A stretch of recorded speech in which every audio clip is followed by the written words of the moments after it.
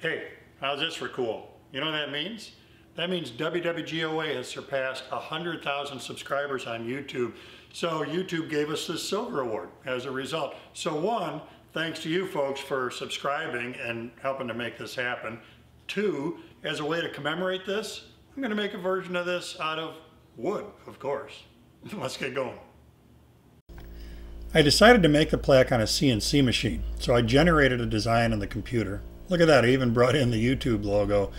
One of the things that's great about being able to do this is I can run all the tool paths here on the computer before I ever cut a stick of wood.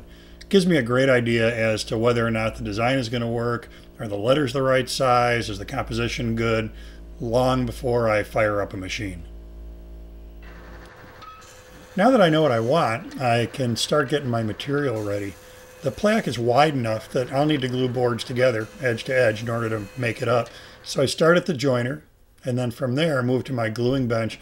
A little bit of yellow glue on each edge, spread it out so you have a nice uniform film, and then go edge to edge, close the clamps, level the boards up, and give that glue the opportunity to dry.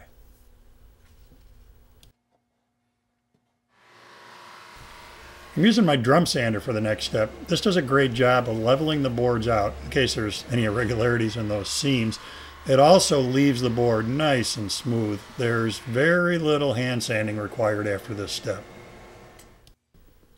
It took me a little bit to figure out how to pull off this next step. What I wanted was the finished plaque to have some contrast. Red for the YouTube buttons, black for the letters. But can you imagine going back and painting all those little details after the cutting's done in the CNC? No way. So what I'm doing is working off of the design that I printed out from the computer, and I'm transferring the design onto the face of the board. You're going to see where I'm going with this in just a sec.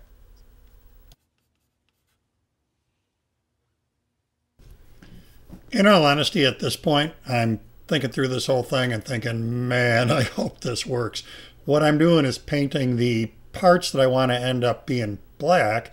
I'm painting black. The parts that I want to end up being red, of course, I'm painting red. That's why I had to have the layout on there so that I could tell exactly where the paint had to end up and keep it within the boundaries that each different element calls for.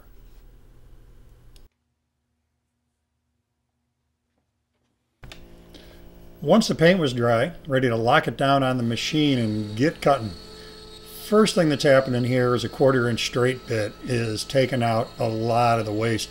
This will not allow the detailing of the letters to happen, but it removes, I don't know, 98% of the material, and then there's going to be a bit change that'll come back and finish things off. In fact, there's the bit change right there.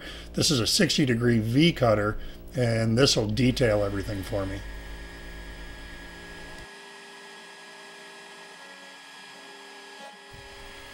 I've watched CNC machines do their thing about 80 gazillion times, but I can never get over this. Look at the detail that the machine can cut in. There's just no other way for me to pull this off in my shop. I can't carve worth a darn, but this machine carves great. Here's the last pass on the CNC machine. It's putting a little bevel on the edge. Well, that leaves us ready for a top coat. I'm using an aerosol can, a semi-gloss lacquer.